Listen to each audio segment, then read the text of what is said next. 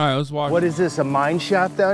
So Peter Santinello does a pretty decent job of humanizing the people that he's like covering, even though he just has some kooky opinions that I disagree with. Here? Deep mines. That is some crazy work. You're just under here in the dark. But I don't want to know what his fucking coverage of like homeless people would look like either, to be fair. We say what we mean and we mean what we say. No BS. No, there's no bullcrap here. When they pass away, it's like a fish being out of water. You would tell the young people just to leave? Last week, my husband worked 73 hours in the coal mines. If the flame burned a certain color, they know they were methane. Miner knowed it was time to get out of there. I was the first person in this county that was ever prescribed Oxycontin. This is all family? This is all family. That's the truth to that right there. It takes a rare breed for coal mine.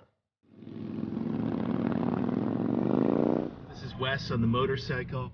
He met me at the hotel because he said, hey, there's no easy way into my place. You'll get lost.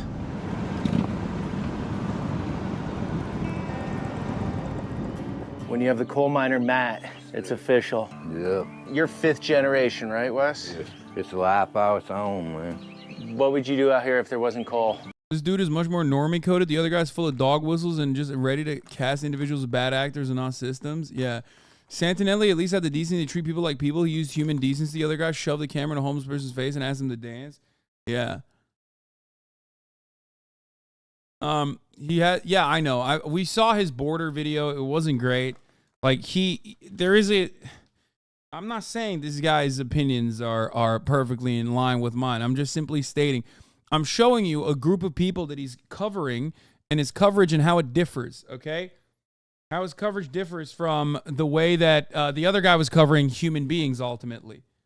Peter doesn't show you people who don't want to be taped. He's okay. Yeah, exactly. That dude has a 3%er shirt on. I don't think he's normie coded, but very conservative militia coded. Yeah, he has a Confederate flag patch on his biker's vest on the corner back there. Yeah, but he's a fucking poor redneck from West Virginia. What the fuck are you talking about? We're not talking about him being normie coded. We're talking about Peter. Okay? That's it. Kaya. Why are your ears so fucking unclean? What is happening? But if they wasn't, what coal mining's left around here, this place would just dry up. It already has, I mean, pretty much. But these look like all pretty well taken care of homes. Well, this is all retired coal miners. 95% of the men you meet here, they all went to coal mines when they was 18-year-olds. Some of them younger. My dad started when he was 17. So they go right out of high school into the mines? Yeah. Your dad lives up here? Yeah, Dad lives right up top of the hill here. Dad's health started declining a little bit. I come up to be around him. And my grandpa got killed in '57. How'd he die? Coal mines. When I started in the mines, I started in '89. Just in this community, just Kaywood, not Harlan County, but just Kaywood. There were probably over 100 coal mines just in this little area here. Oh, wow. Now there's none. Coal mining started here in 1903, I think. It was actually before then because they hand dug. Back in the day, everybody had their own little mines. They just dig out in the bank. And they'd have like little family mines here? Everywhere. They'd dig the coal out. They actually used it for heat, cooking, whatever. And then when coal finally picked up, they did come in here and start mining it then. Some of the guys got rich, some of the people got ripped off. I got a 12-year-old, he's probably still asleep, but... You don't want him in the mines, or do you, when he grows up? No. His education comes before everything. His academics is unreal for him to just be going in 6th grade. He's got awards hanging in there. I mean, medals from the Governor's Scholar Program and... So you're super proud? Oh, my God. So it's been 5 generations, and you're okay with it stopping? Yeah, my oldest son, he actually went into mining, and he worked. When I decided to come out, which I know that I had black lung, and I was already seeing a black lung doctor before I come out, but the mines was declining, and I'd already talked to my son and told him, I said, you need to be looking towards something else. Now, today, he makes almost $200,000 a year. Doing what? He is electrical. He works for one of the lineman companies. black lung. Explain that to us. From the sounds of it, you work long enough down in the mine, your lungs turn the color of coal, right? Well, what it does, it scars your lungs. Also, a lot of the rock, when it gets in there, the doctors, when they describe it to you, they say it's like little small shreds I like of that glass, this guy is, and it just cuts. he values his son's education. Scars. Dad had 5 brothers. He's the only one living. And the sister's husband also, they worked in the mines. And we've watched every one of them die. And the doctors describe it as when they pass away, it's like a fish being out of water. I mean, you go in there and you know it, eventually that's what's gonna happen. But when you got a job that's paying, when I started, I mean, sounds crazy, I made $8 an hour, but back in '89, hell, that was good money. Minimum wage was probably, what, $4 an hour or something, $3.75, something like that.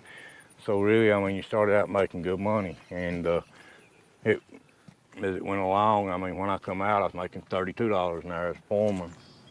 Now, my cousin, I don't know if he's home or not. We may be able to get him to come out and talk to you. He's still working. He's got about 34 years in, I think, now. 34 years in the mines. Yeah, he's real close to it. If he ain't got that, he's real close to it. So in this, is this a hauler or no? This is what you would call a ridge. Okay, in the ridge you got a bunch of family, huh? Yeah, this is our family. Everybody except this house here. And that's very Appalachian, right? Yeah, You grow up, you stay, the family generations. Yes, sir. Churned for years, and in these parts it's coal that's just kept everything going. Yeah, and the families are so tight-knit. When Dad's dad got killed in '57, 3 years later, right, his brother gets killed. They've got all these kids. You know, back then it was normal for a family to have 8, 10 kids or whatever.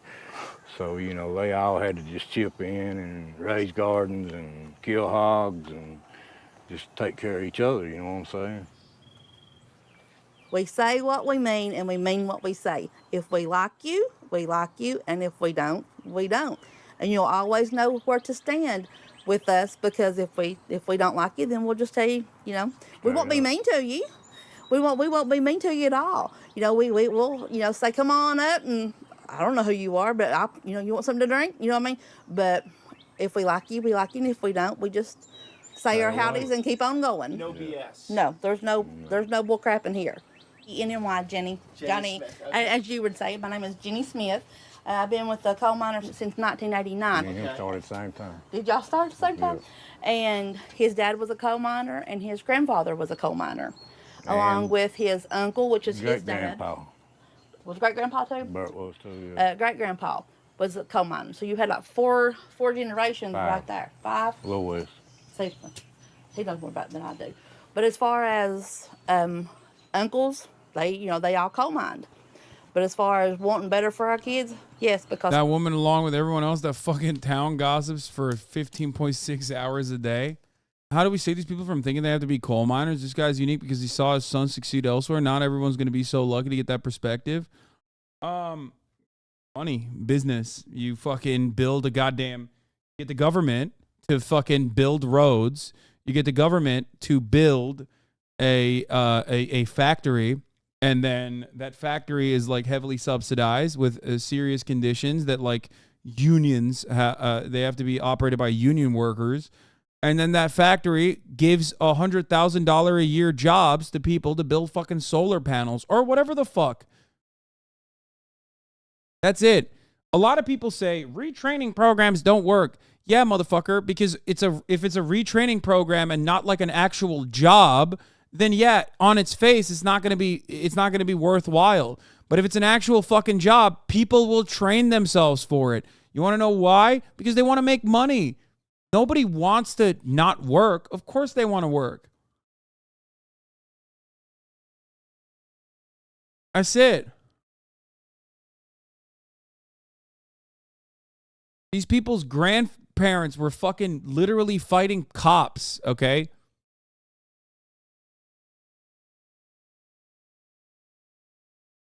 No, people don't want to work anymore. Yeah, totally. Nobody wants to work anymore. Very new and very different. Very new and very different. Nobody wants to work anymore. A new take that we've never heard throughout time. Bro, go back to the fucking 17th century, okay? In an early newspaper, you're going to hear business owners saying that, okay? They will train themselves for it and ride and die for it. Exactly. These people are not like born with a coal mining bone in their fucking head, okay?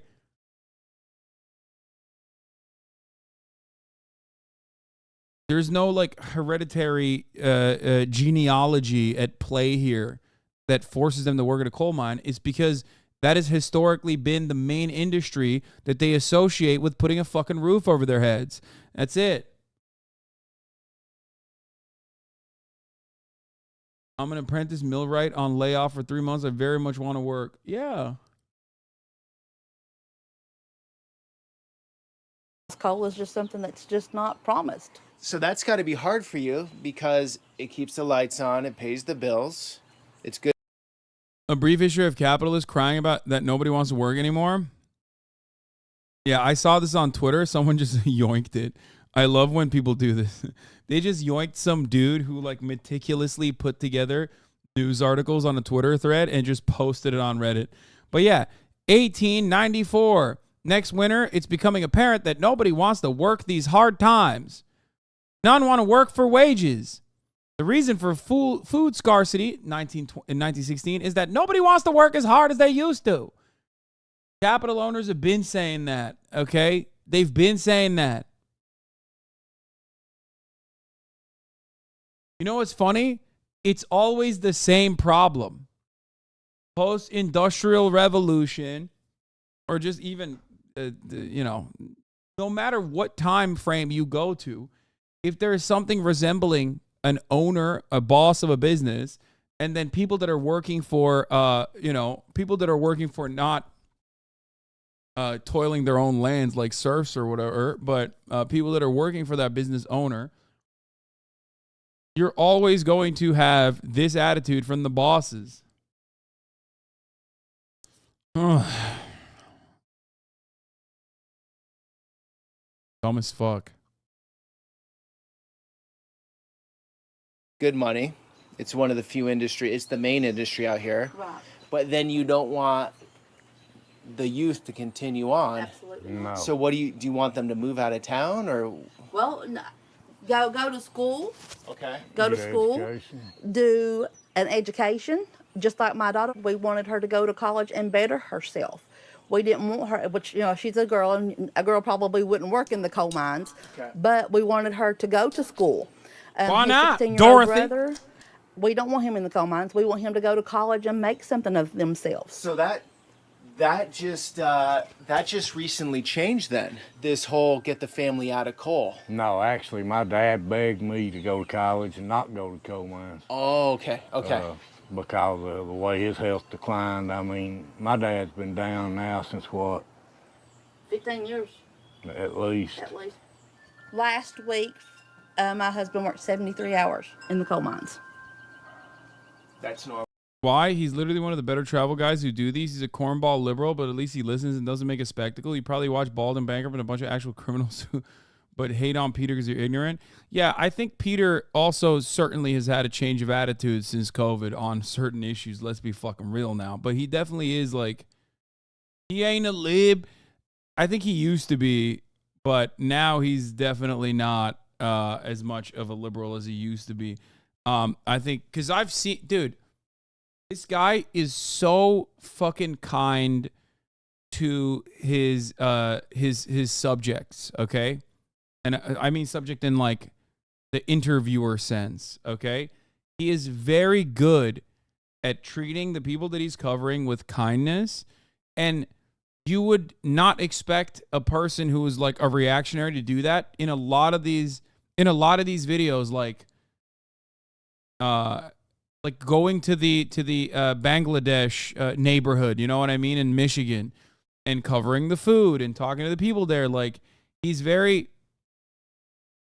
he doesn't have like an angle to be like, yeah, what's up? Are you guys like regressive? You know what I mean? Are you guys regressive? Are you like Muslim reactionaries? What are your thoughts on women? Like, oh, should you cover all women? Like a edgelord libertarian fucking pervert would do would do that kind of thing when he's covering people like that. But he doesn't do that. Even his Amish videos, right? Yeah.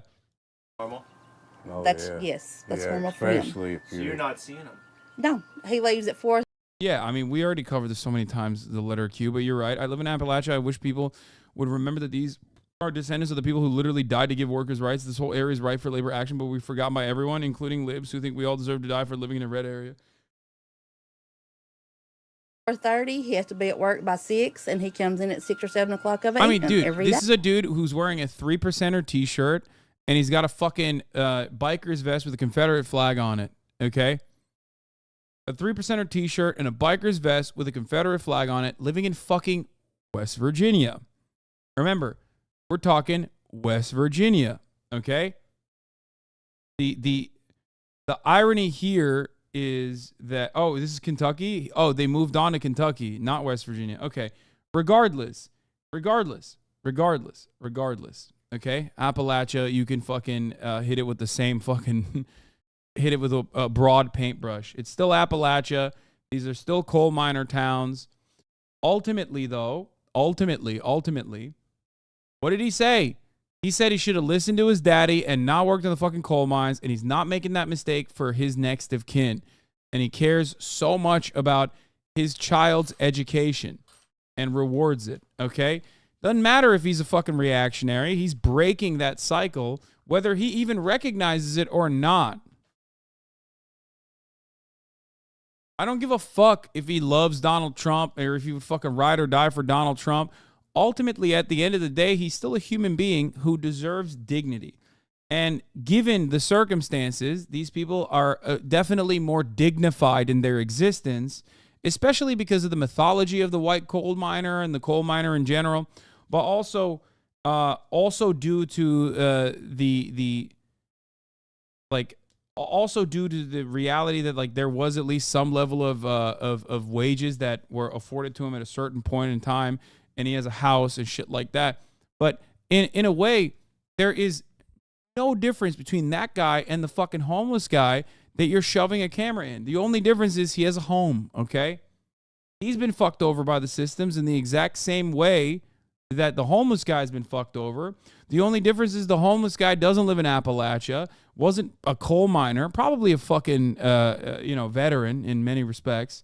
In many of these circumstances, that's what happens. Okay? But no matter what your background is, you still deserve to live with dignity. You still deserve to have a shelter. Like, that is the whole point of this whole society bullshit. You still deserve to be sheltered from the elements. You still deserve to be able to put food on your table. You still deserve to live a life of dignity. I don't give a fuck if you're wearing a 3%er patch or a Confederate fucking flag. Ultimately, you still deserve health care. Okay? Like, that's just what I believe in. No matter what. But of course, there is a difference between this guy and all of the black people, for example, that live in urban environments that have been purposely redlined. His shelter and his privacy and the social safety nets that he has, albeit they're very slim to none, close to none, is still afforded to him in a way that is not afforded to the average black person under similar circumstances. So that's another thing that you also have to remind yourself of, because ultimately America is still a white supremacist country. However, and black people in the chat will absolutely agree with this take at least, a country that fucks over their white working class folks like this, well, they're going to fuck over black people even harder, okay? But you were glad a Nazi offed himself and called his libs for not agreeing? Yeah, because I understand the difference between some fucking Naperville dipshit who is like a Nazi who then ends up killing themselves after like being an ideological Nazi, an out and about Nazi, versus some fucking dumbass who's like, yeah, my brain is broken from watching Fox News every goddamn day. And even then, I still believe that Nazi has should get health care. Okay?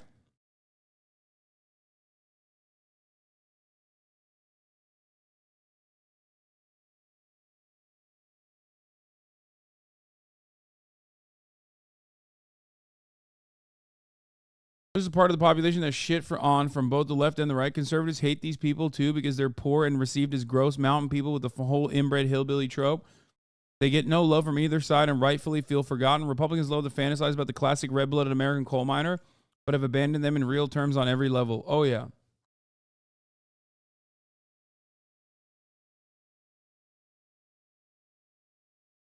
Absolutely.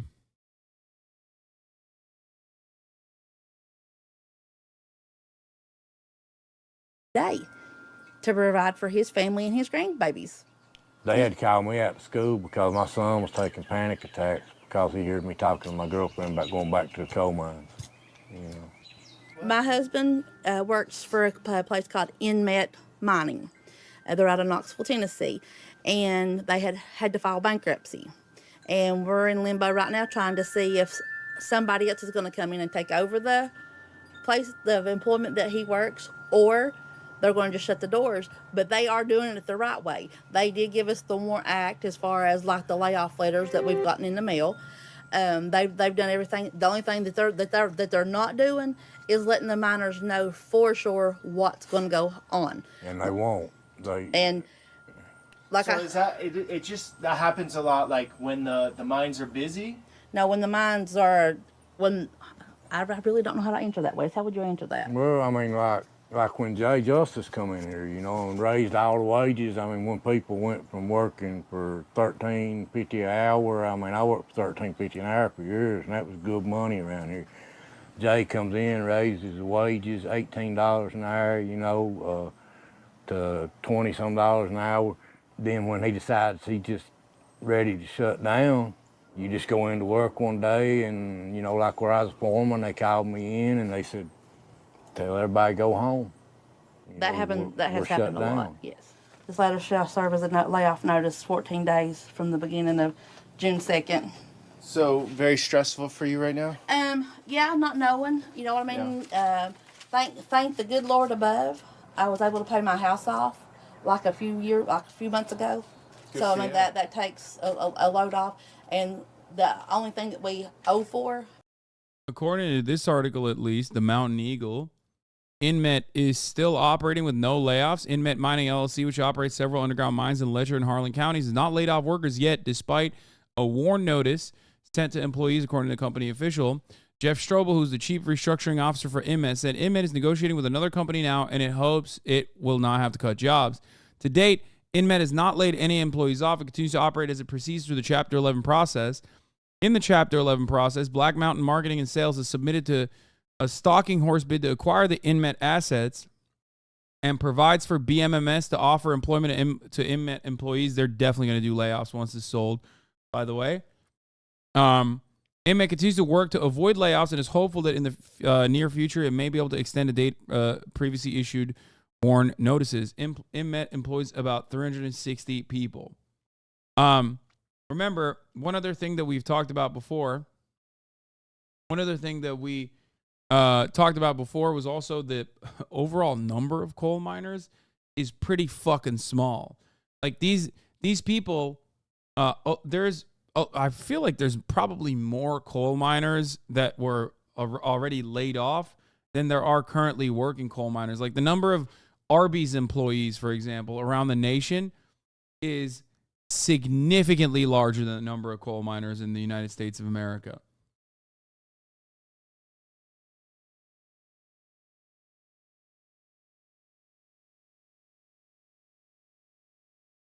$38,400. Let me see.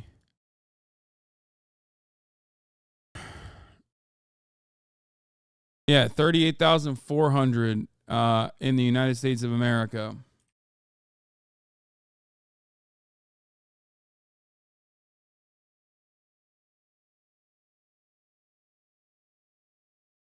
How many Arby's employees are there in the U.S.? Yeah, see? 80,000 employees. Arby's has 80,000 employees.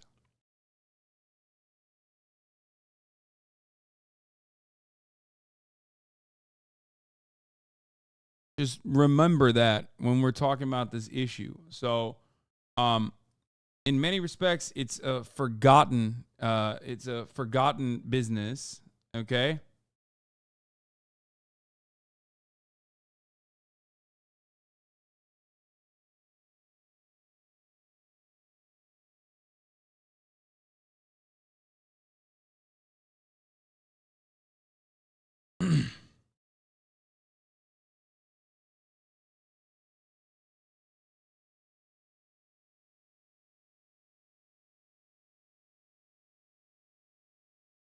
Wait, hold on.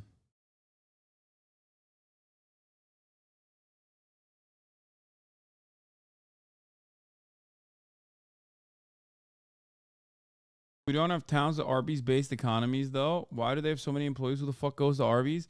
The reason why I used Arby's as an example is because it's like a less popular franchise. It's like one that's dunked on, and even then it still employs twice the amount of fucking workers. You know what I mean?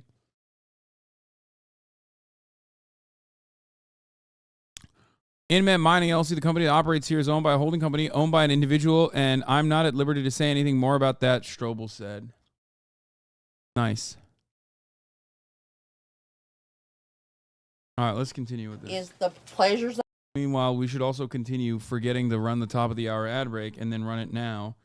23 fucking minutes in. Okay. Yeah, I don't give a fuck. It's my birthday. You can't get mad at me. You can't give me a low score for my segue here. Here's the ad break now. Of life, such as a side-by-side, a boat, a pontoon, you know what I mean? Wait, you forgot the race car. Oh, no, don't be throwing off on the race car.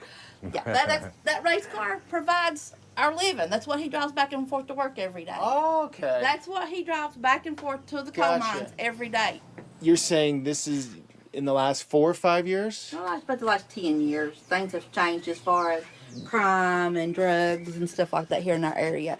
Probably back in 1993, Farius, 94, 95, even in the early 2000s, you could leave your windows open and even your screen doors open. But as time has went on and drugs has come into the area, you are for sure to lock your windows and close your doors and lock your personal stuff up, because if you don't never know when somebody is just going to drive by and maybe take them. I mean, in this neighborhood, that looks quite calm. Yeah. Wes, you the same? Well, I'm a little different. I leave my door open because I just like the fresh air. But at the same time, if you come in my door, you know, the corner is going to be the next stop you make. You know. You got a good shotgun in there? I'm well protected. I'm not going to let nobody take nothing that I work for. I'm not going to let nobody come in my house and bother my family. They know, too. They know who they can steal from and who they can't. I mean, they like prey on like older people, or you know what I mean. It's just like, yeah. That's harsh. So and they know like where y'all go out of town a lot. I mean, no doubt they know people. I mean, hell. But again, we are protected also, and we won't discuss how means are that we are protected. But you come on our property, we will know it one way or the other, and once we find out, we will prosecute to the fullest if we need to. And like, if they go out of town, I drive by here several times a day. If I go out of town, they drive by. Dad's always home. He's looking out for everybody. I mean, that's my husband. He might be able to. So he has one of his random days off. Yes. He got today off instead of the 4th of July. They're gonna work him on the 4th of July? Yeah, we're gonna work him on the 4th of July. That's not very patriotic. Oh, well, we're going to break the drive. No. Something tells me you're not Damn, he's got the Polaris, baby. gonna off-road this too hard because it's in perfect shape. Custom-made doors? They actually make them. I didn't want to pay $700 for a set of doors, and she was on Marketplace and found them for $350. Look at that. So it's the American edition, huh? Yeah. Damn, this one looks mean, brother. Hell yeah. You gotta, that there light the flag up on the light bar so it don't blind everybody. You can actually run it with that right there on and not get in trouble. There you go. Just some lights under there. Oh, geez. You guys are ready for Miami Beach with the the kid under there, huh? Don't be a pud muffin. Pud muffin? Yeah. So you're saying don't wear... Just regular working class folk, by the way. Wait, what the fuck do you think these guys are?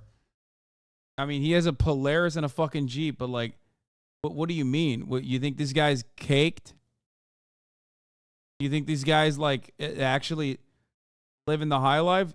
This is literally the exact same thing that racist people do when they see like a black person that's living in like you know, shitty conditions, but they have like nice clothes or like a nice car or something, and they're like, why did he spend his money on this? Like, what do you mean, bro? He's got nothing.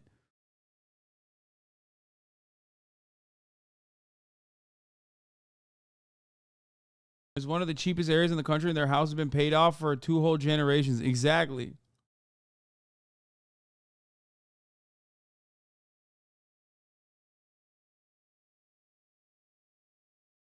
There are some parallels between miners and military in that respect. I mean, this is definitely nicer than what I have. Yeah, it's nicer than what you have because you don't live in a fucking house that costs like $10,000 when your grandfather fucking built it with his hands, okay? That's part of the reason.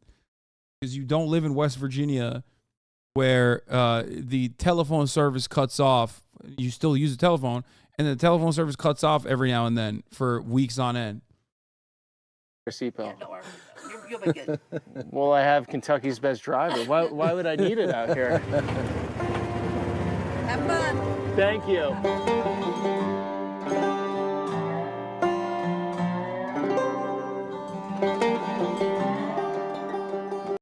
To be fair, you said, hold on. You said, yeah, dude's been in the mines for 34 years, bro. It's like, that's the other part of it. It's like, what do you want this motherfucker to do? He should be living in a goddamn mansion.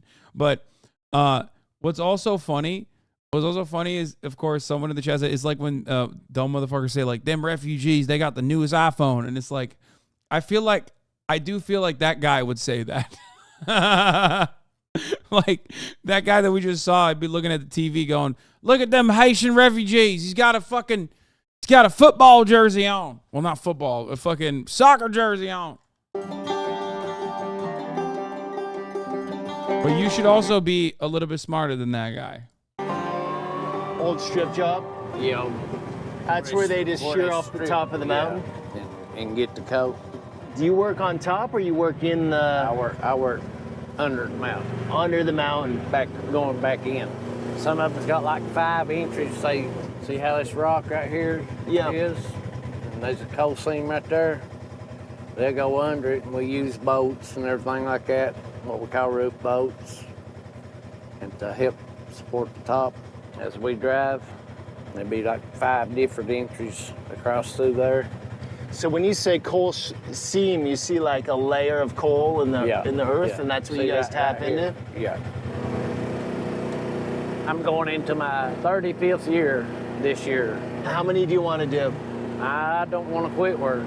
Dude, my man worked in the coal mines for 35 years. Not like Steven Seagal style, like not where mama at, like straight up actually fucking worked in the coal mines for 35 fucking years, bro. I can't believe you. You know, I can't believe Chad was like trying to take his treats away, dude. This guy, this guy's like, yeah, you could take my gun away from my cold dead hands. You could pry it from my cold dead hands. And it like also low key kind of makes sense, okay, for him to say that. Now that I heard what the bi-coastal elitists got cooking up for him, okay, in this fucking chat, I get why he's saying things like that. I can't see myself living off of trying to draw a check. I mean, that's just the way I've been raised, taught. And you must be good at what you do. Well. Also, you got to realize, these motherfuckers are workers, okay? You want to know how? They live in West Virginia. Look at his body. Okay? This dude has no, like, if he wasn't, or Kentucky, not West Virginia, sorry, I keep saying West Virginia. Kentucky, he's in peak physical shape.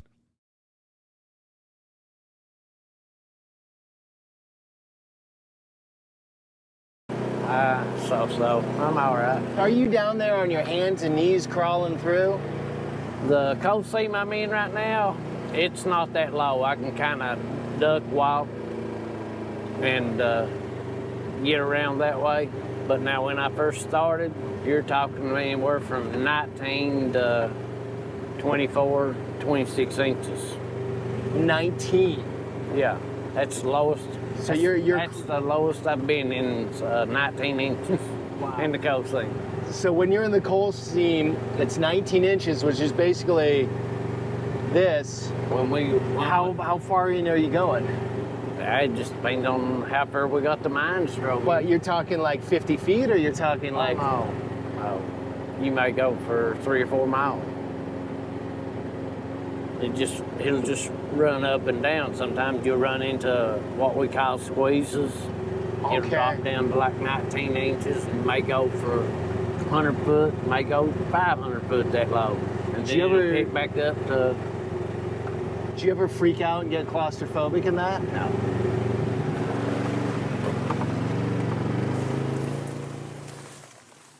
So what is this, a mine shaft down here? Deep mines. What we call shaft mines when you go down. Okay. Straight down into the ground. It's just kind of what we work in, what I work in is the deep mines.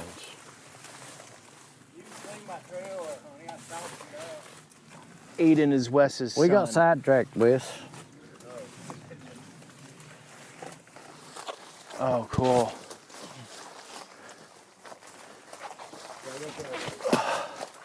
There it is. Oh, it gets cool immediately. Yeah. Wow. That's like a 20-degree difference right here. That's the thing about coal mines too. It's maybe 10 degrees difference year round. Okay, what's the temperature when you go down into the mines? About 60. Oh, okay. 65. But you can see where they cut this out with a pick. When a miner cuts it out, it leaves the wall more clean.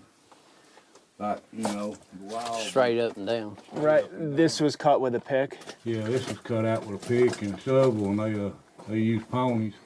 That is some crazy work. You're just under here in the dark. I mean, it's lit up, but... I mean, it's lit up with your headlight, but when we worked on them Wilcox, Jeff told me you couldn't see. Like from me to you, I see your light, but I couldn't see you because of the dust. When we'd come out from underground on working on a Wilcox, everything was just as black as your shirt. The only thing you could see would be the white of your eyes. Oh, it just gets wet back there, huh? So looking like them dang Twin Peaks miners, at the end of that show. I never fully understood it, but you know what I'm saying? They made him look great. About them? Oh. Yeah. What were you saying? The coast streak. The main thing.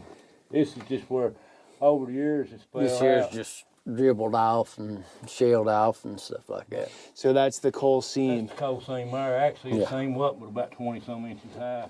You're trying to look for the seam, which could be, like you're saying, 19 inches. Yeah. And you just tap it and keep going back on it. You just go in between the rock with it. Is that a rush when you find it? I never did have to hunt for it. That was out of my category right there. I just mined it. See that core drill up top, and they'll core drill down till they find the seam. And then they'll come in and face it up and make a high wall. This is the straight A student right there. Which back in the day and time, if they dug this mines out, they just... Bet your ass he wants to play fucking Fortnite right now, not be on the goddamn camera with daddy. Well, see, right there's the coal. They just followed that coal in. Poor kid, he's like, Daddy talking about coal again. Want to be home right now dunking on IT professionals, living far away from me, trying to get a #1 victory royale, pop. Right there? Yeah. Okay. Dug it out. Daddy, I don't care about this kind of mining. I said I like Minecraft. Man, that's how Papa got killed. They was loading in a break, and my uncle brought the pony and the load out, and Papa stayed back to load another car so they would have one ready for the next morning. And he got killed while Uncle Larry was on his way out. You told me it collapsed. It did. It fell in and killed him, honey. It killed Papa. I've got the thing where it says coal miner dies and leaves 8 children or whatever. And the only thing Granny got out of it, they made old tombstone out of. That's how they make it out of cement. Mm-hmm. You never got nothing, did you? No kind of fencing, nothing.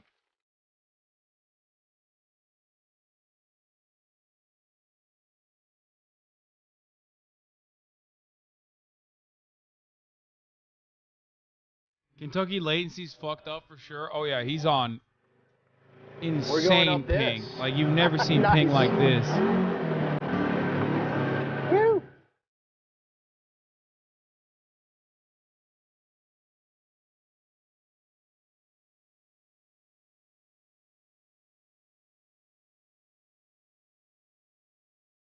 You see the camper, the trailers back up through there on the right? Yep. There's a road up through there. There was coal mines that went back in and under this mountain from right there. So your place is literally in the middle of all of these mines. Yeah. Does it make you happy to see all this, all the mines that have taken place?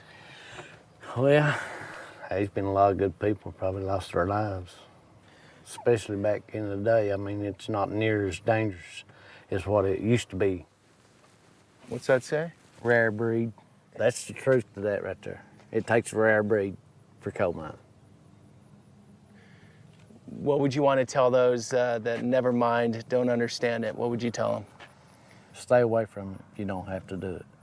Lots of customer on copper infrastructure max. Some people can get his 1.5 megabits and 4 megabits per second packages for internet. I work in ISP in Kentucky. Jesus Christ. Really? Yeah.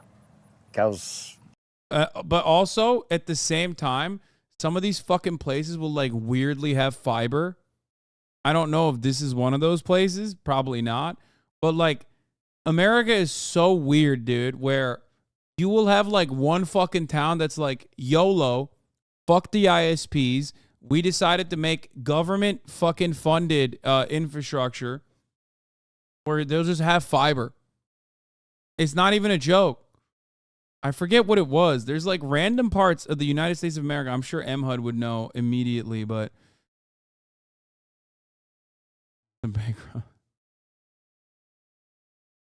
Yeah, there's like places where municipalities, there's places where like, Chattanooga, Tennessee is a great example. Exactly. Chattanooga, I forgot the name of Chattanooga, but yes, in Chattanooga, they decided these ISPs are fucking us over. I think that's illegal. No, it's not. Yeah. There are places where they will just like say, fuck it, YOLO, we're building it ourselves. Obviously, Chattanooga is like still a city. This is not like some places it is illegal. ISP is one. Wait, really? Republic of Chattanooga. I live in bumfuck Iowa and have fiber optic. Yeah. You have a better chance getting fiber optic internet in random bumfuck parts of the country than you do in Los Angeles if you're living in the wrong zip code.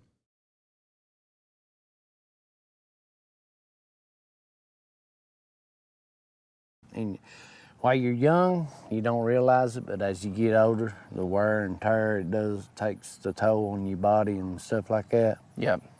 That's where it comes into play. So what would you tell someone where this is the economy out here? This is what you got. You would tell the young people just to leave?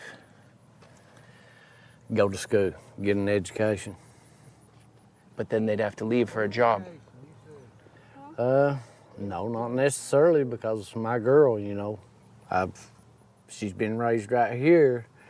For the record, oh, dude, yeah, the government is helping big telecoms squeeze out city-run broadband. President Joe Biden's internet access plan will hand $41 billion to internet service providers. In many places, that money will get funneled into private hands. Let me explain something to you, okay? There is no bigger con in the continental United States than the one that these fucking duopolies, these oligopolies in the form of ISPs have run. In the 90s, the American government gave ISPs billions of dollars in tax credits. And they were supposed to build, this tax credit on top of the subsidies they receive, on top of the infrastructure that the government had built for them prior, okay?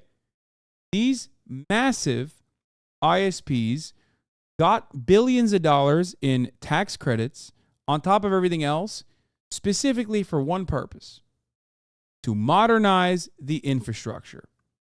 And they did not do it at all. They took the fucking tax credits and they never modernized the infrastructure. Billions of dollars were given back to these fucking vampires.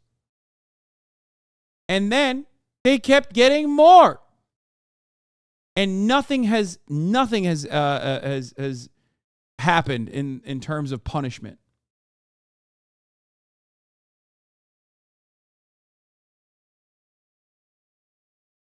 They need to go to prison. Like, what happened to the money? What do you mean? They yoinked it. They probably fucking did stock buybacks, I suspect.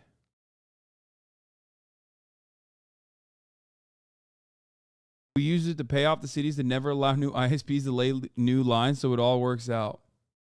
Yeah, yet fucking Omi and a Hellcat got 5 years, and the very same multinationals that actually wanted to, that actually have now merged with the fucking ISPs in many respects, were punishing my man Omi in a Hellcat for aspiring to be in a Hellcat, okay?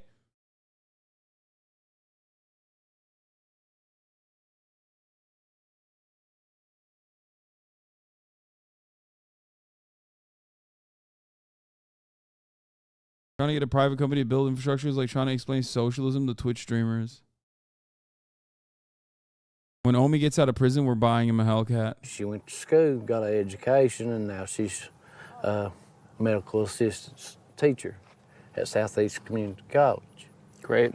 Trying to help the younger ones coming up, teaching them, so maybe they can keep a job around here for medical programs and stuff like that, where they can stay at home and not have to leave. Okay. I gotta pee. So in a way, you're very proud of your work in coal mining, but you're also rational, saying don't do it. Right. My dad always told me, son, I'll beat you before I let you go in the coal mines. He beat you a lot then.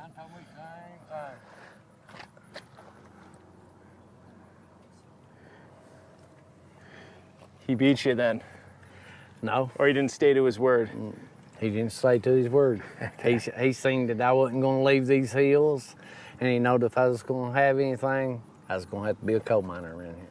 And part of you loves it though, right? Being in these hills, getting in there, doing the hard work. I couldn't stand being out in the city or sitting behind a desk. I'm too, too active a person to try to sit still. How are your lungs right now? Because you look really healthy. I wasn't expecting this, to be honest. My lungs is the last thing I done. They said I was in pretty good shape. May have just the beginning of what they call first stage black lung, because you got 3 stages. You got first stage, second stage, third stage. Yeah. And then you got complications like Wes now. I think his is a little worse than mine. But black lung affects everybody different, because you got what they call a dry lung and a wet lung. If you got a wet lung, you're breathing that dust and stuff, and it's sticking them to them, it's just gonna smother you down. A dry lung, you know, you can pretty much shed it. So you probably have a dry lung. That's just like a mud hole. I mean, you know, a dried up mud hole and a wet mud hole. Yeah. I got to get your opinion on something. Can you turn around, Wes? Yeah. I'm just looking at your phone case. Oh, it's your wallet. Okay. So quick question, Wes. And shut me up when you want, all right? Yeah. Because I saw the Confederate flag on your motorcycle jacket on the wallet. So a lot of people, I've been enough in the South where I've asked this question a lot, but a lot of people, a lot of Yankees will say, you know, the Confederate flag only means racism. No. Or what are your thoughts on it? It's my heritage. I mean, my family, all the way back to the Civil War, my family fought so we could be free for this country. They all hollered it was about slavery and all this. It wasn't. It was about work. It was about slavery. It was about many different things. You guys didn't have slaves though up here, right? I don't think. Part of Kentucky, I mean. Not in the hills. No, not in the hills, no. But I mean, it's heritage, man. You know, we don't look at it that way. My granddaughter, she's beautiful. She's mixed. You know what I'm saying? My niece and nephews, they're mixed. I don't have no problem. I got some of the best friends that I'll ever have in my life is black. I got a guy I met through the internet, black guy. We speak every single day. Every morning he tells me, you know, good morning, how you doing, Wes? Where you riding today? You know what I'm saying? That's cool. We got bikes in common, you know what I mean? So it's just, you know, I mean, people can think what they want. I don't give a shit, you know what I'm saying? I know what it stands for. I know what it means to me. I mean, if I wanted to come out and say, yeah, I'm racist, I would say it, you know what I'm saying? But I'm not racist at all. Wait, how did this conversation start? On the wet mud up. Yeah. I have to go back. I got to get your opinion on something. Can you turn around, Wes? Yeah. I'm just looking at your phone case. Oh, it's your wallet. Okay. So quick question, Wes. Oh, and shut me up when you want, all right? Yeah. Because I saw the Confederate flag on your motorcycle jacket on the wallet. So a lot of people, I've been enough in the South where I've asked this question a lot, but a lot of people, a lot of Yankees will say, you know, the Confederate flag only means racism, or what? It does. What are your thoughts on it? It's my heritage. I mean, my family, all the way back to the Civil War, my family fought so we could be free for this country. They all hollered it was about slavery and all this. It wasn't. It was about work. It was about slavery. It was about many different things. You guys didn't have slaves though up here, right? I don't think. Part of Kentucky, I mean. Not in the hills. No, not in the hills, no. But I mean, it's not. It's hard. Yeah, bro, that makes it worse. Like, literally, they got fucking duped into going to fight for some fucking slave owners, okay? When they themselves didn't even have the fucking slaves. You fought so the other motherfuckers could have slaves, dude. That literally makes no sense, okay? That makes less fucking sense. Also, speaking of fighting, if we're talking about Kentucky, holy shit, dude. Kentucky, or a lot of these parts can go either way. A lot of these fucking parts of the country, the Appalachia is just like cut in half. Like, which part were you fighting for? You know what I mean? It doesn't make any sense when motherfuckers are like, yeah, we did this to preserve his heritage. I'm like, what heritage? What are you talking about? One of your granddaddies might have been fighting on the other side. What the fuck do you mean? Like, what are you talking about?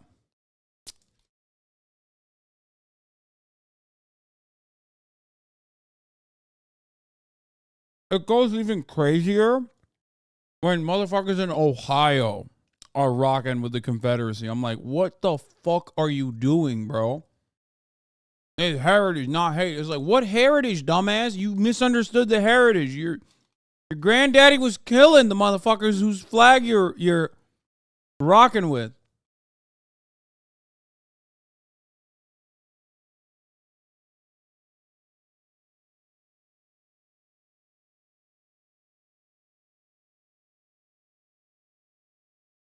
Kentucky was deep Confederate. West Virginia joined the Union through though and split from Virginia.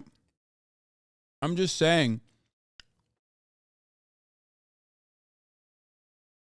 that in many respects, these guys don't even understand who the fuck they're talking about when they're talking about their grandfathers.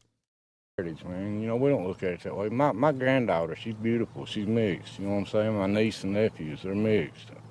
I don't have no problem. I got some of the best friends that I'll ever have in my life is black. I got a guy I met through the internet, black guy. We speak every single day. Every morning he tells me, you know, good morning, how you doing, Wes? Where you riding today? You know what I'm saying? That's cool. We got bikes in common, you know what I mean? So it's just, you know, I mean, people can think what they want. I don't give a shit, you know what I'm saying? I know what it stands for. I know what it means to me. I mean, if I wanted to come out and say, yeah, I'm racist, I would say it, you know what I'm saying? But I'm not racist at all. I think everybody's equal.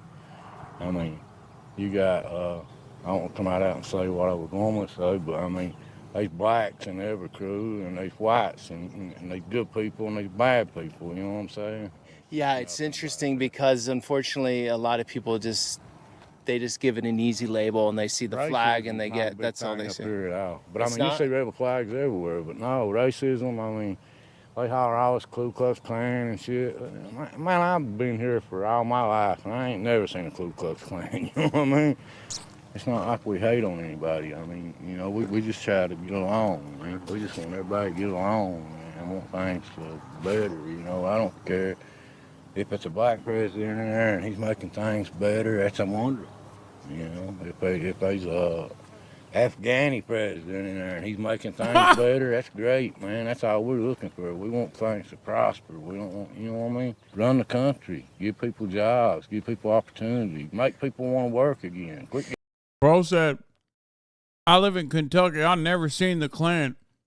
Bro, you've never seen more than the 8 people who are your immediate family members. No shit. The fuck do you mean?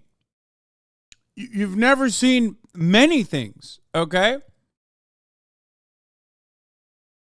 I'm surprised you knew what Afghanistan is.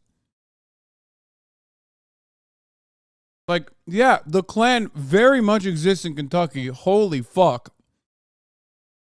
For the record. Maybe not where he is. Because why the fuck would the Klan operate where he is? There isn't even enough black people to fucking, attack.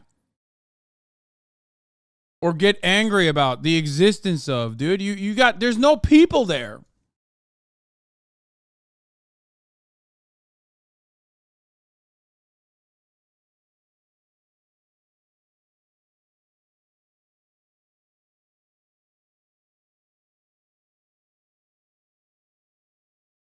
Giving people shit, you know.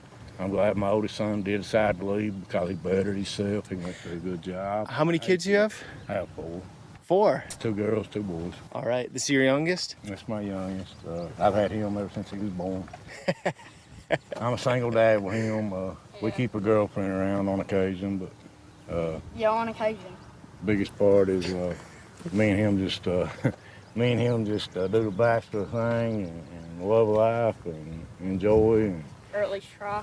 we do good, son. You got it made there, buddy. Don't start that. Show him your shirt. What do you got? Huh? Wait, what is my shirt? Support your local peacemakers.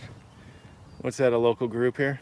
It's one of the motorcycle clubs I was telling you about that we. Uh-oh. Also, I just want to show you guys something here. This is unbearable, okay? This is unacceptable. I don't know what to do about this situation, okay? At a certain point, it's like, enough is enough.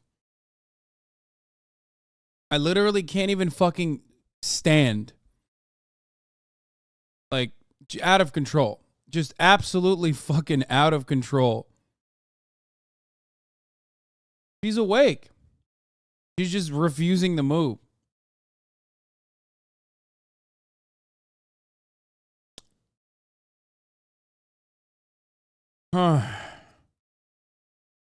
Ridiculous. We got a lot of really good friends, and they're really good people. Good people. Can we ride back down? Who's this on your... That is my son when he was 16 years old. Oh, okay. Yeah, What else you got? A little bit of everything. The moto, the car. Yeah, that was my first car, my first bike. Tell them about the heart. When my mom died, I had that black heart put on there. I said that when Mom died, it turned my heart black, you know what I mean? Cardinals, when my grandmother died, both writing under them is, that's their handwriting. The guy actually took from letters that they wrote me and took their handwriting and put it under each of them. And my mom was my world, you know? She was my rock, and Granny was everything to all of us. I mean, she's what held everything together. And it's like they know stuff, like my Grandma Brown, and she called Mom and Dad one night, wanted to know where I was at, 1:30 in the morning, you know what I mean? I'm 16-year-old, wild. You gotta be there. I had got out and wrecked a motorcycle. A few minutes later, they got a phone call that they had me in the hospital, you know what I mean? I lost a lot of blood and so forth, and just like she knew it. And my grandma, immediately, she could read out of the Bible, Ephesians 16:5, I think it is. And if you're bleeding, it would stop bleeding. Now people's gonna look at this and say, look, this dumb. It will, you know what I'm saying? But I mean, it's true. I mean, it's true. Right up here the other day, had a guy to shoot himself. And, You made homemade when the tourniquet. state police come up, he was like, why did you bring a Bible up here? What the hell is that Bible for? I said, you ever hear of Ephesians? And told him the verse. I said, you know. I said, dude's a free bleeder. He's dying, you know. And they said, so you brought a Bible instead of a tourniquet? Said, what you going to do, preach his funeral? You know, just kind of redneck top anyway. But I don't know. It's just the first thing I thought. I keep a Bible in my truck, so I grabbed the Bible. I'm not no big Christian or Bible thumper or nothing like that. I just, you know, I was raised. Most people in our class is raised to believe in church and so forth. Is church attendance down a lot these days? Actually, the church or is it pretty busy here? I mean, actually, here around Harlan County, When actually, the churches are doing pretty good, ain't you? Yeah. The one I went to yesterday had. A lot of younger people going to church. It used to have like 5, and the other day it had 22 kids. Yeah. At church? Yeah. Yeah, at church. Yeah, so I mean, you know, it's not exactly the Bible Belt. I mean, it's not, you know, they don't run it down your neck or nothing like that, but they will come out and they'll talk to you, and, you know, they'll ask you. They won't push it on you. You know, right? It's just good people. Tell them about how Bag used to read the Bible to her plants to make them grow. Yeah. Bag was something else, baby boy. Yeah. Surprisingly, it worked. So family ties, strong family connections are everything out here, huh? Everything. You guys are pretty. I would die for anybody in my family today, tomorrow. So either you're born into a good family here where they're tight, or you're born into like some drug methed out. Come on, man. Come on. Why you gotta be like that, dude? Jesus Christ. Family, and that's got to be brutal. Buddy, even, I just be honest with you, I got hurt in the mines back in '94. Was put on Oxycontins when they first come out. I got on the Oxycontins, and my family stood beside me through every bit of it and seen that I got clean. And Yeah, there you go, dude. Exactly.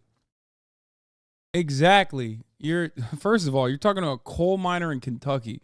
The likelihood that that dude was also, you know, treated for his fucking grave injury with a metric ton of pharmaceuticals that turn people into those meth and heroin addicts is high. I don't know. I don't know why you got to be like that. You know what I mean? You don't got to be like that. got straight and stayed right with me. They never pushed me away. How long were you on Oxy for? For a while, doctors kept me on about 6 years. That was the time when they were pushing the pill mills, right? Exactly. They were getting the doctors all in on it up here. Yes, sir. And this was like ground zero for that, right? Here. Right here in West Virginia. West Virginia. And so a lot of people got addicted, right? A lot. Because you had injuries, doctor said, this will help. Oh, God, they started me on 40 milligram, and within a month I was up to 3 80 milligram pills a day, 3 Xanaxes a day. I mean, and then like 5 years later, I walked into my doctor's office, and he said, oh, they said we can't write you these anymore, so, you know. Did the doctors go to jail or anything for that? Yeah. They did? Yeah, my doctor they got busted. 17 years. Yeah. Did the Sacklers go to jail for that? No, they didn't. As a matter of fact, they did not. So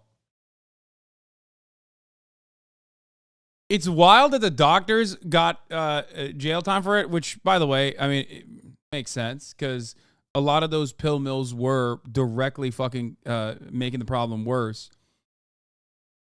But yeah, with respect to that, the big business, the billionaire family doesn't go to jail. They get their name on the side of like, I don't know, the art hall of an institution or the opera house in your local fucking, in your, you know, a New York opera house or whatever. They get to fund the arts and whatnot. Whereas the rural doctor cashing in, well, he bet your fucking ass he went to jail. Prison. No way. Yeah, I got 20. You got 20, what do you mean? I got 20 years too. In prison? Yeah. You've been in prison for 20 years? I didn't do 20 years. I've done 9.5. Wow. Yeah. For doing, can I ask? Pills. For popping. Okay, there's no fucking shot that he just only got. Kaya, what are you doing? Rose, get up. Up. Up.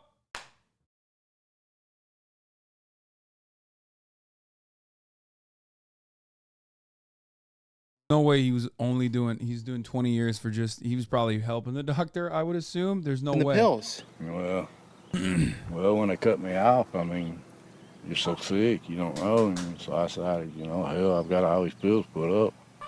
So if you can make a buck, you know what I mean? So you're selling them. Yeah, there you go. Yeah, he was selling them. He said the letters they wrote me before, where you think he was? I don't fucking know. I didn't think immediately prison. The fuck? You see top of the hour, do you immediately think ad break? Some of you do, and most of you forget. You know what I mean? Because at the top of the hour, there's a 3-minute ad break. If you no longer want to see those ads, all you need to do is subscribe for $5 or for free with the Twitch Prime by connecting your Amazon Prime account to your Twitch account. You get 1 free Prime subscription a month. Use it on your favorite broadcaster. Hopefully that's me. All right. God damn it. You can also get gifted a sub if you're lucky. Here's the 3-minute ad break now. I honestly, this sounds crazy, and I know people ain't gonna believe it out there, but honest to God, I mean, I didn't even sell it to the guy. I gave it to him because he said his wife wouldn't take his kid to the hospital or something unless she got a pill, and I gave him the pill. And next thing I know, they got me in court, got me in jail, got me in court, and 9.5 years later. Wow. Yeah. And, so that just destroyed the region a bit, huh? All that oxy. It hurt it. I mean, it hurt it really bad, and then it had gained. Yo, what's up? What happened, bro? Talk to him about drug dealers now and druggies. Go ahead. Come on. He was literally selling drugs.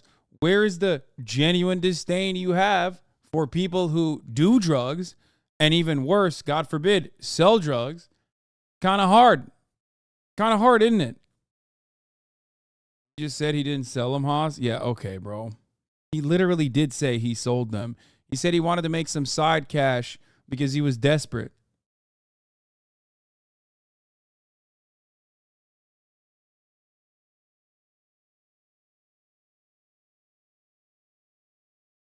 Nefarious, thank you for the 10 gifted. Gained its way back and was doing great. Everybody was doing good. That's not what he said. He said he just sold that. The one he got busted on wasn't selling it. For the record, I don't even think that, like, I mean, I get it. I get why people sell drugs. That's my entire point. They got him for giving one away, though. Sorry, misunderstood. Dude, you're not good. You're not getting 20 years for giving a drug away, okay? He's in a biker gang. He probably was selling it. But a lot of people forget, okay? A lot of people forget that. I talk about this all the fucking time. Drug dealers aren't selling fucking drugs because they're just magically bad people who want to do bad in the fucking world. They're doing it because in a lot of instances like this dude, they're in a shitty predicament where they need to fuel their addiction, okay? Or they need to pay for their addiction. Or they're doing it to get out of fucking like criminal abysmal levels of poverty.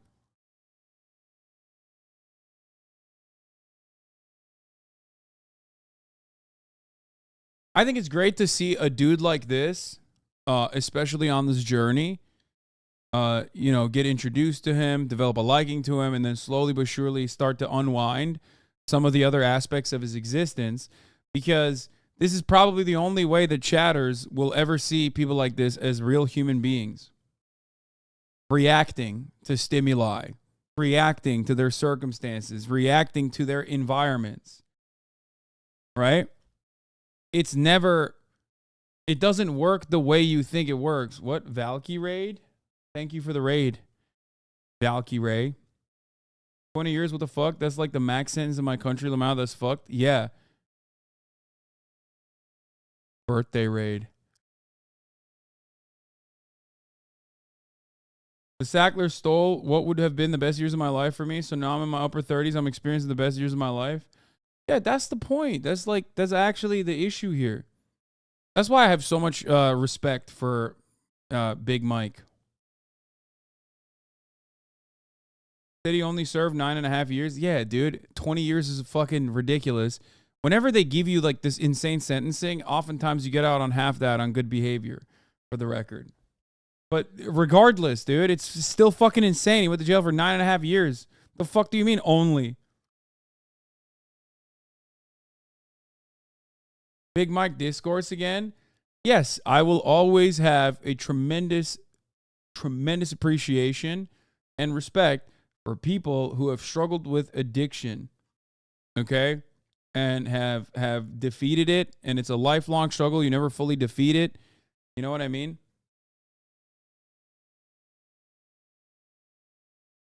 Dog. I'm addicted to this dog. Addicted to giving her belly rubs.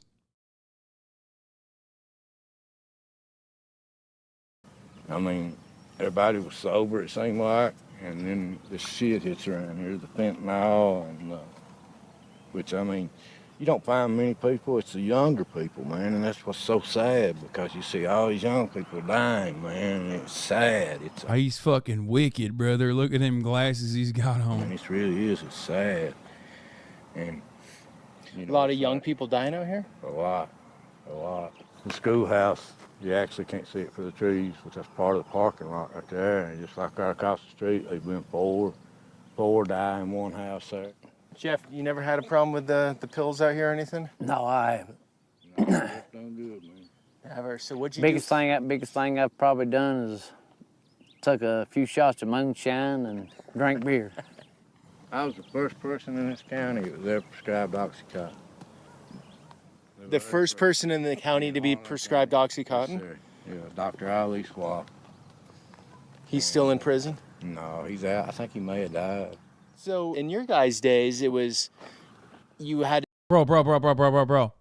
Come on. You can't just only be talking about the fucking podunk doctor. Please use the brain muscles a little bit further. Take it one step further. Be like, you guys know who the Sacklers are? Do you know Purdue Pharmaceutical? I'm sure they know, too. It's not even like... And even if they don't, it's like, come on, think about it. Had an injury in the mine, you needed pain relief, like Oxy, right? They'd load you up on pain pills and send you back to work the next day. Okay, but now you're saying the young people now, they're not in the mine, so they're just getting the drugs. Nothing. They're getting dope, and they're making money running and selling it for somebody else. You know what I mean? And It's not. You could probably the drive cartels and around for stuff about sending it in here. They say Louisville's a hub for it. You know what I mean? Louisville's what, 2.5 hours away. Louisville's a hub.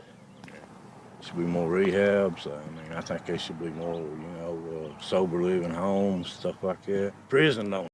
This guy's so... Yeah, look at this, dude. My man's rocking with the Confederacy while simultaneously talking about rehabilitation over incarceration, brother. You know what I'm saying? The fuck is this? Treat addiction like it's an illness. Don't incarcerate it. I wonder why he has such a...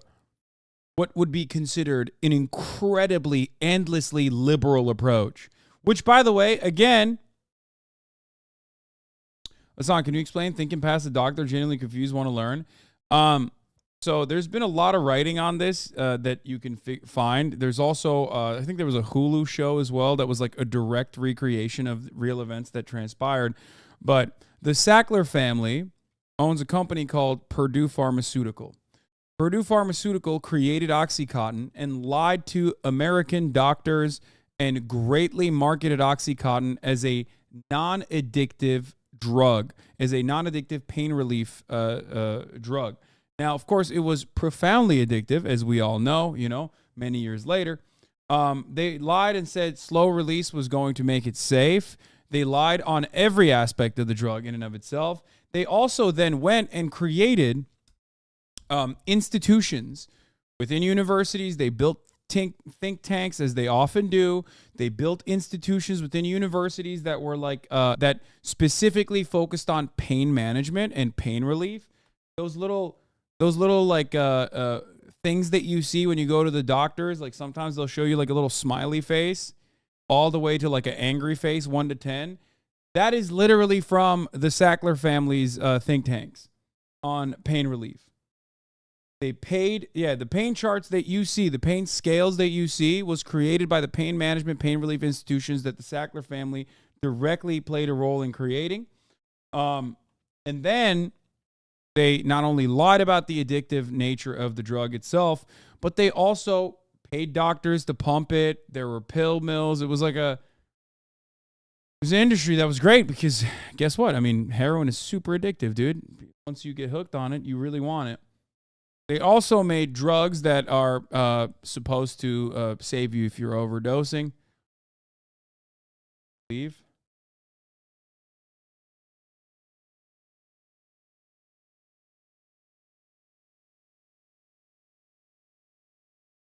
Yeah.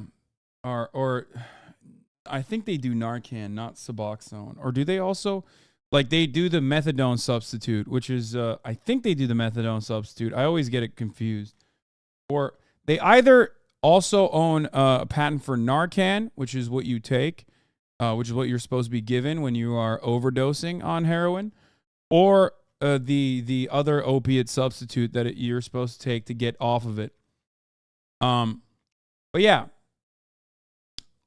they did so much. They basically created this industry of heroin, and they got millions of Americans addicted to it. They killed so many people. They still kill people to this day. And they did it above board, you know? They did it in a legal way. Because they're rich, and that's how it works. So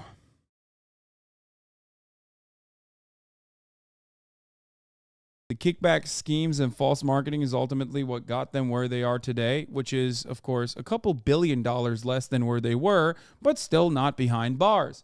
Meanwhile, all the bumfuck doctors that worked in these goddamn towns were also getting the kickbacks, and they certainly went to prison. None of the Sacklers actually went to prison, but let me tell you something. Now, you might say, Hasan, these guys are wealthy billionaires. They weren't involved directly in marketing this product. No. The Sacklers were uniquely evil. I need you to understand. In a lot of circumstances, the billionaire failed children don't actually have any say in the operation. They are still morally culpable and should be punished. But this is one of the very unique circumstances where, yes, some of the family members were absolutely hands-on involved in the marketing initiatives and hands-on involved with all of the schemes. So, you know, just remember that when you think about how many people have died and how this conversation has turned around from like actually the real villains to like, I don't know, Mexicans are bringing in fentanyl over the border. Not true. Okay? Not what's happening. That is not the real reason. There's a market for it now, which is why it's coming in. But the real problem was always the opiate addiction being started with the Sackler family and Purdue Pharmaceuticals. Whew.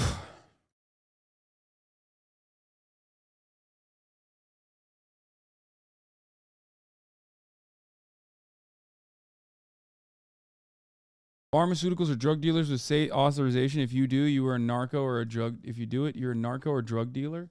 I mean, yeah, but not all drug dealers are fucking bad, okay? Like, motherfuckers talking about it like, dude, it's like, you know, the guys who make the insulin. Well, the guys who make the insulin, like Eli Lilly, right? Like, the insulin creators are evil because they're not selling it for fucking free. They're selling it for money. So that's why they're fucking evil. It should be free. Insane.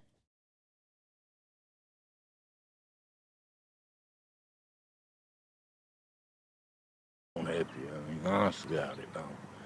I mean, prison can make you a worse person. You know what I'm saying? It just done me just the opposite. It made me think everything that I missed. You know what I'm saying? My son was 9 years old when I went to prison, and when he come got me, he was 18. He drove to prison to pick me up. So that's what you think we need in the country overall, just more rehab, more family structure, which is hard to. I don't know. I'm from Kentucky, and me and my friends all started Oxy when we were like 15. They were everywhere. Christ. I don't know how you fix that, but. And you need You need it out of here. You need to shut the borders down. Yeah, look at him. Look, he's so fucking tapped in. Shut the borders down. Yeah, brother. It's the Mexicans that prescribe to you the Oxycontin. You know what I mean? That you also sold. You literally sold the drugs. Oh, my God. Okay.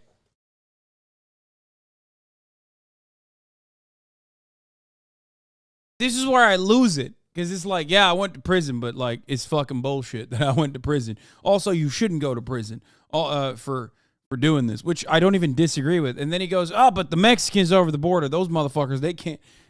What's the argument? Only white Americans are allowed to fucking sell me Oxycontin and pills? What the fuck?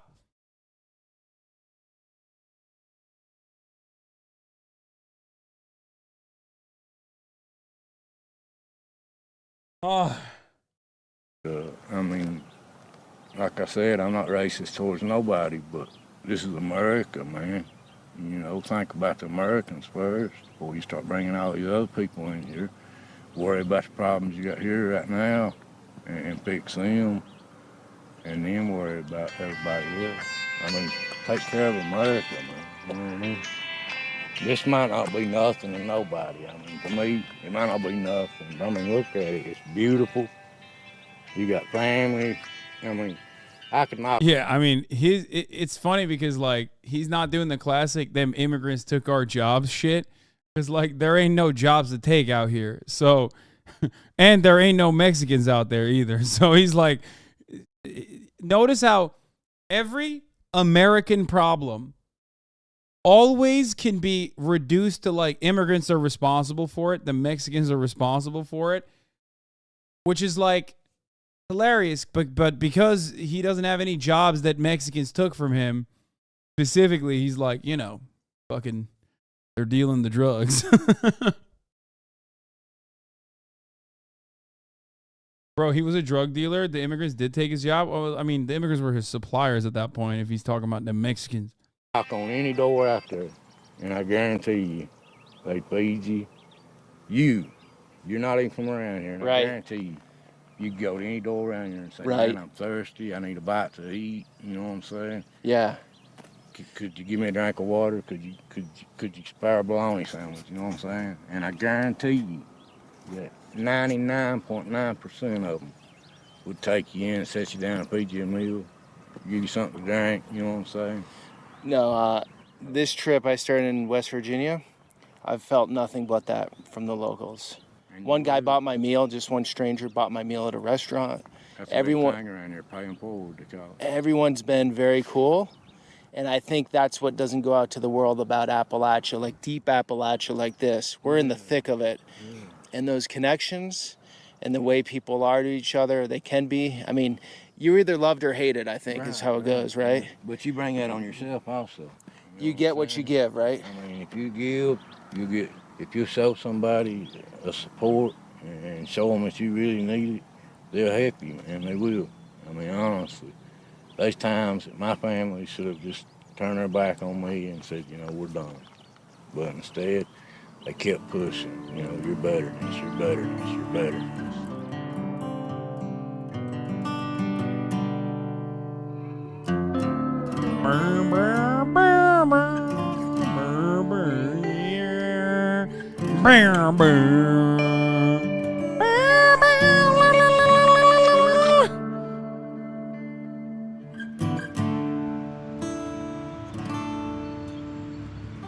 This is the old grates that were in the house. They would have two-sided chimneys, and this would be like for the family room, and in the main bedroom, they would have on the other side.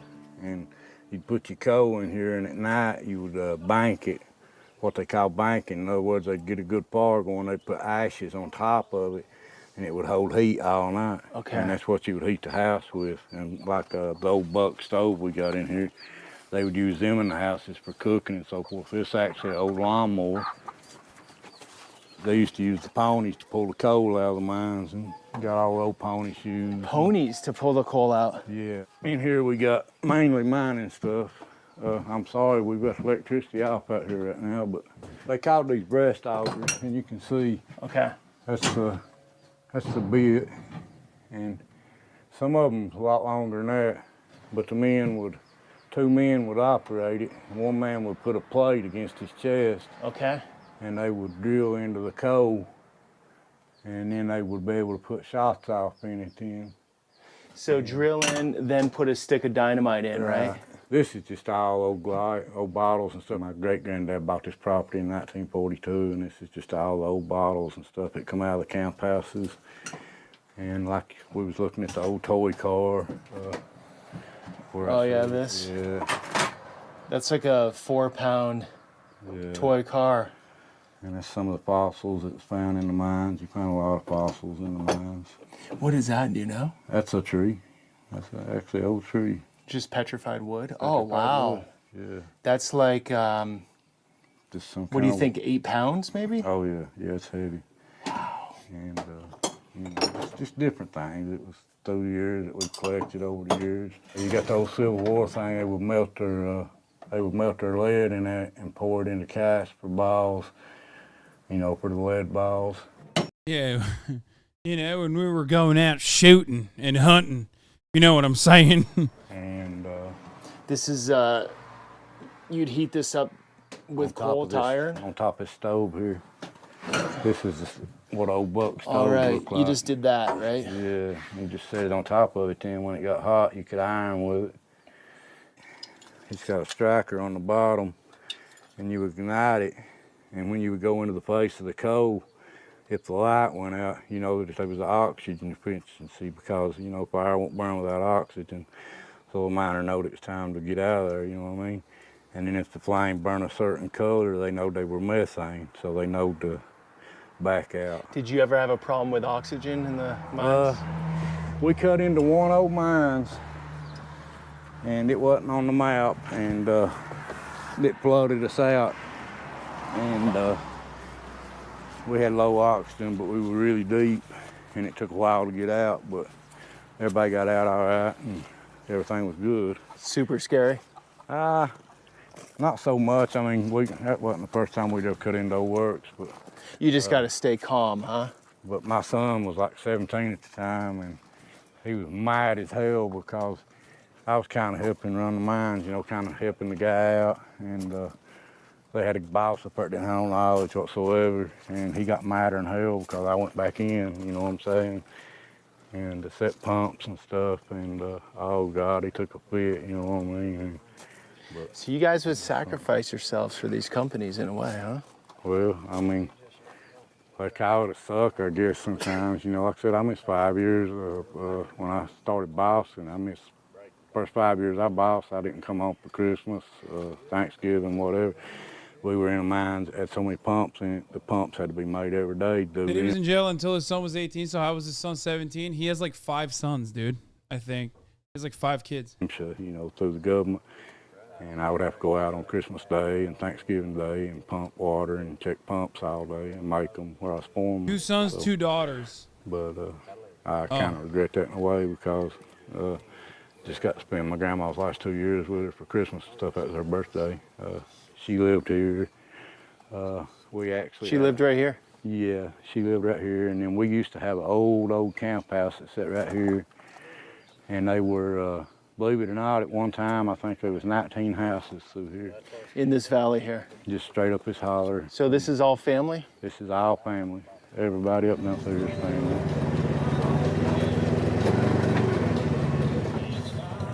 You drop me off? Yeah. It's the end of the story, Jeff? End of the story. What time you up tomorrow morning? 4:30. Bright and early. Well, I appreciate it. See you, old buddy. You're a great guy. I don't need to tell you to have fun, because I think you are.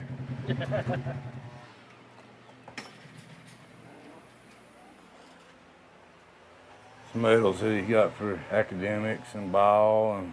Oh, these are your medals here, Aiden? Yeah. Governor Scholar and... That one's for future problem solving. We competed in district, but we lost. And we went to region. Dang, they got a participation trophy. Don't hear them complaining about that. Aiden got a participation trophy. He seems damn proud of it. We had a second chance, and we won region. Sorry. This was my dad's. Like I said, Dad got covered up. You can see where it knocked his. Someone shooting up there? Oh yeah, they shoot. They just go. They got like a little range up there. They shoot at. It actually broke his light off his hat and everything. Broke his bill off his hat. He run a miner and he was in the deck of it, and it had him shoved down in the deck.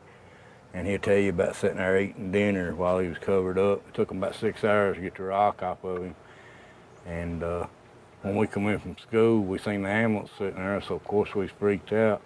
But he would not go on to the hospital till the kids seen that he was okay. You know, that was Granddad's hat, and it passed down to me. I wore it probably till the inspectors made me quit wearing it, where it was a cut down hat. And then the inspectors wouldn't let this fly because it's cut down? Well, they didn't say nothing for years and years, and I started bossing. I'd get so mad I throwed it so many times. I broke it where it's cut down, and I just taped it up, started wearing it, and they wouldn't let that fly. So I ended up, that's the one I come out in. I wore that until 2017. I come out in 17. Got an I voted sticker. Ask him about who he voted for. Thank you, brother. Appreciate it. Thanks for bringing me in today. I got some stuff I want to give you before you leave. Straight out of Smith, Kentucky. It's about 140 proof. Got that moonshine, brother. Homemade? Yeah, of course. I won't say a whole lot more on camera about that, but got a brother, that will get you blind. Okay, that's all I'm gonna say. Something else for you too. Thank you. This was made also. A good friend of mine made that, and I'm sure he'd appreciate you to have it. And, yeah. I want you to have both of them, man. That's so cool, Wes. Thank you, bro. Yeah, man. One more. Thank you, bro. Good to meet you, man. Great to meet you. Thanks for being brave and willing to take me in, because I know most people that come with the camera, your guys are sick of them. No, that you said, and you're sick of media coming in and making you guys look terrible, right? Don't look stupid, man. You know what I mean? We're good people. Yeah. You know? It's very evident for anyone that wants to, that's just truly curious. Just a little simpler life than most is used to, but man, I wouldn't have it no other way. All right, guys, another view into a world most of us have no understanding of. A few big takeaways for me. First, this was a great two-parter. I mean, he did a great job. Peter Santinello did. Firstly, it's complicated. He's really good. You know, Jeff is in coal. It pays for the lifestyle and everything they have out here, but would never want their kids to be in coal. And while it's gone for 4 or 5, maybe 6 generations on out here, with this generation, it seems like they want it to stop in that sense. But then they're torn because that's what they know. They're tied to their land, deeply rooted with family members here. Couldn't imagine being anywhere else. So this is what pays for all of that to happen. And secondly, I know coal is a controversial. I would say this is one of the main differences between like EU living and this, right? You go to West Virginia, you go to Kentucky, you go to parts of Appalachia. These dudes are living on an entirely different planet. You go to EU, the most rural ass fucking places of EU, there's still going to be they're still going to be accessible. If you ever get on a fucking train in Germany, in France, in England, there's still absolutely fucking areas that are accessible. That is not true at all. Wait, what? How is that not true at all? I'm not talking about Eastern Europe. I'm talking about Western Europe, which is significantly more comparable to motherfucking United States of America.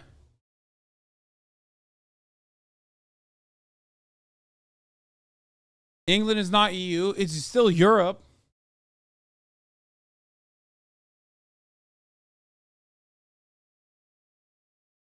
And while their situation is not great either, okay, while their situation might not be great either, it is infinitely better in comparison to someone living in Appalachia.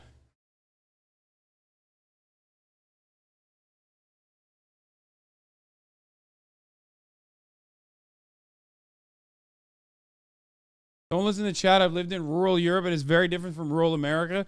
Bro, rural Europe is very different than rural America. Rural America is closer to rural China. Okay? than fucking rural Europe. Like those places that we watched yesterday when it's like doo doo doo doo doo doo doo. The fucking white guy that goes and lives in a fucking faraway town with like uncle and he's eating pig heads and shit. That experience is unironically closer to the fucking Appalachian experience.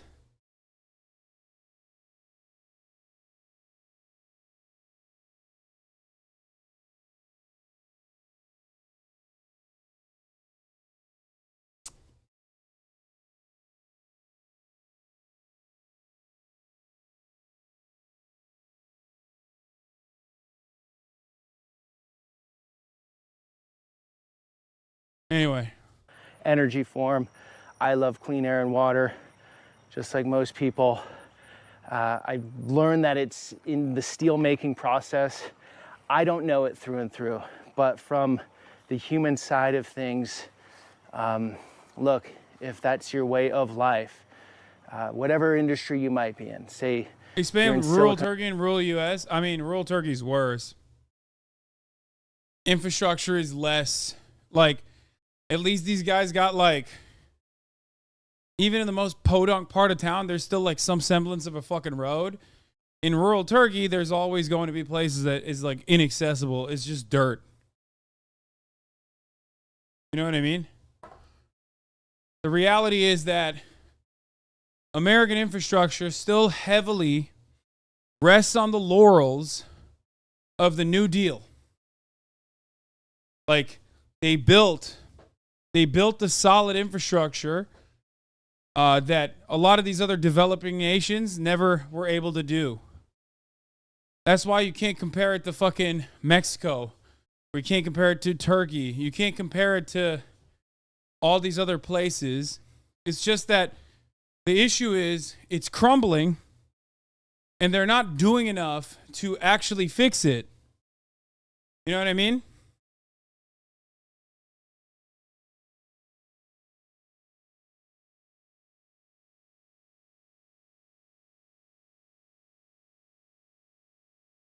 Valley and create tech and imagine, obviously this can't happen, but all of a sudden tech's going to be gone and your industry will be gone. And then what are you going to do?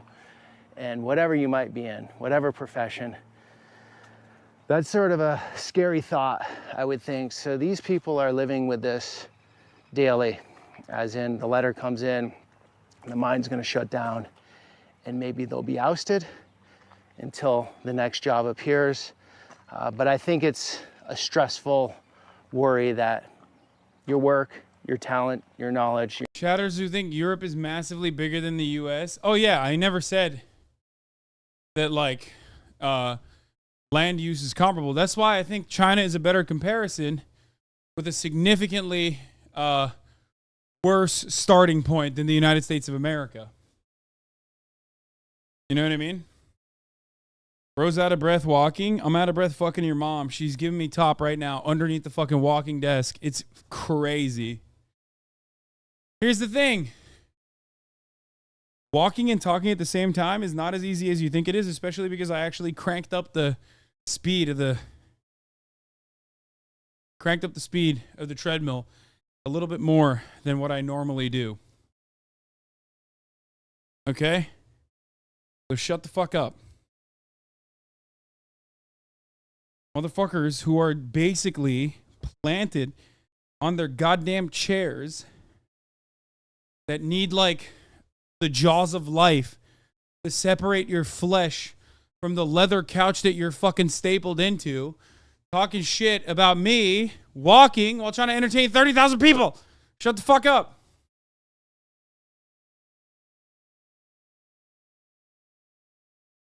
Chatter's mom giving you the jaw of life? True.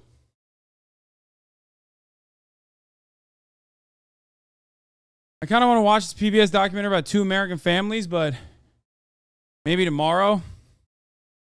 2013 documentary that tells the stories of two families in Milwaukee, one black, one white, in a battle to keep from sliding into poverty. Holy fuck, you rolled the fuck out of that chatter? Oh, 100%. Your know-how could go away at any time. You already know it, baby. And you really have nothing to fall back on. That's how we roll. So Thanks for coming along on that journey, guys. Got a larger series on Appalachia. Would love you to watch. Very fascinating part of the country, the world. And also would love you to be part of our community. We have a newsletter. Click on that link down below. All right, until the next one.